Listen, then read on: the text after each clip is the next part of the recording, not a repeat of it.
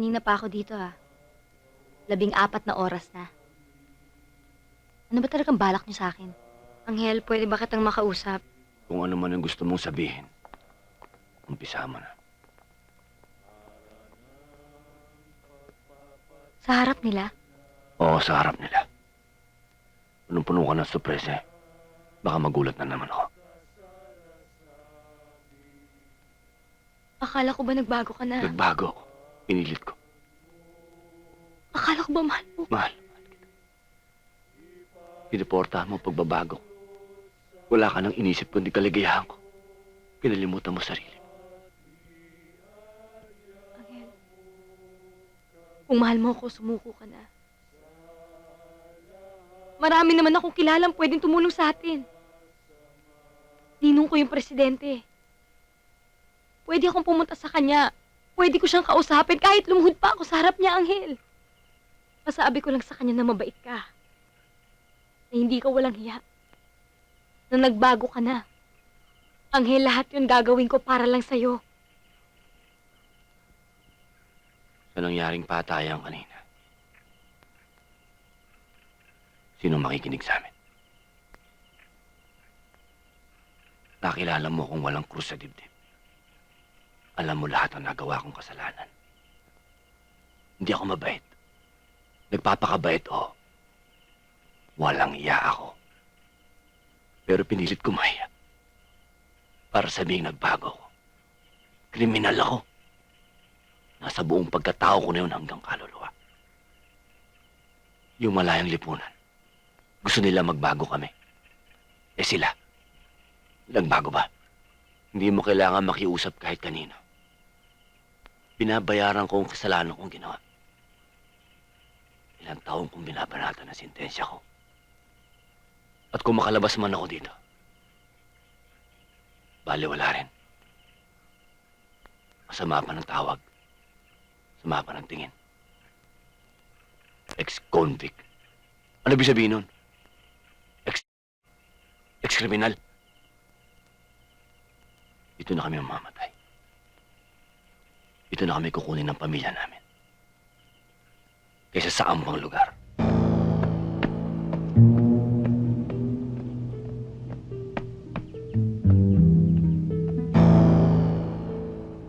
Ano ba yung sinasabi niyong pagkakakitaan natin?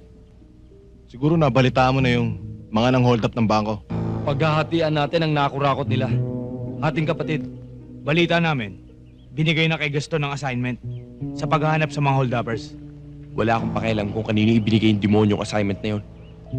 Ang gusto ko lang malaman, kung alam niyo kung saan nagtatago ang mga hold-upper. Problema mo yun.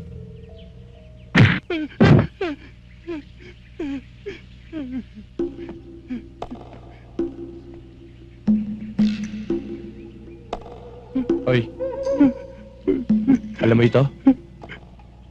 Saan ginagamit ito? Sa hindi mat... Galing! Ano ito? Sir, isda. Saan nilalagay ito? Sa aquarium. Mali. Hawakan mo to. Kapag hindi mo sinabi sa akin kung nasaan ang mga kasama mo, lalabatibahin kita. At manganganak ka ng mga isda. Yun lang naman yun eh. Kaya, umamin ka na. Pwede? Akin na, ha?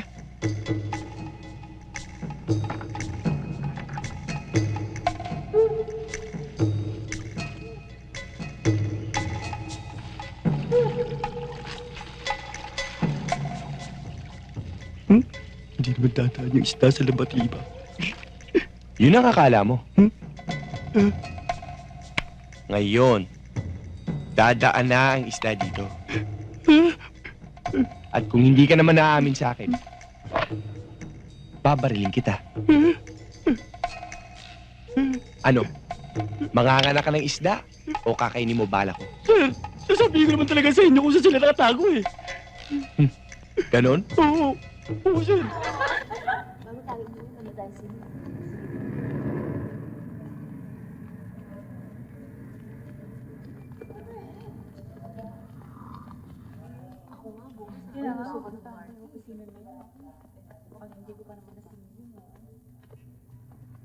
Gusto mo makita ang pictures namin sa shooting? Ay, sige, patingin. Pare, di ba si Pakialamero yan? Sandali. Nako, Ikaw nga! Si Mr. Wong!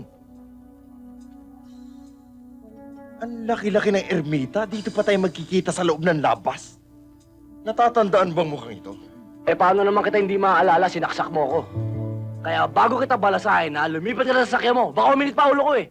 Wow, pare, ang lakas ng dating mo. Baka hindi mo alam yung nasa likod mo, mga kasama ko. Pati ito? Si Pala Oo. kasama mo? Ah!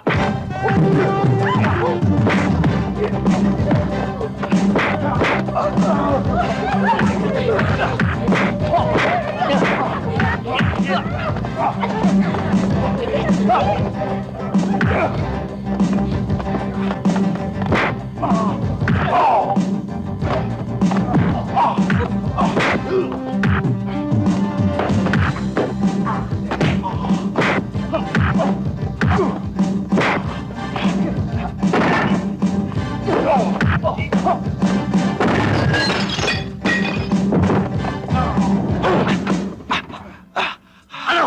Ha? Boss, sasaktan ako. Dapat ngayon may pera na ako, nabulila sa patuloy! Pera, Ano? bibigyan kita. Nasaan? Pera, eto. Akin na to? Oh. Ha? Mabait ka naman pala eh!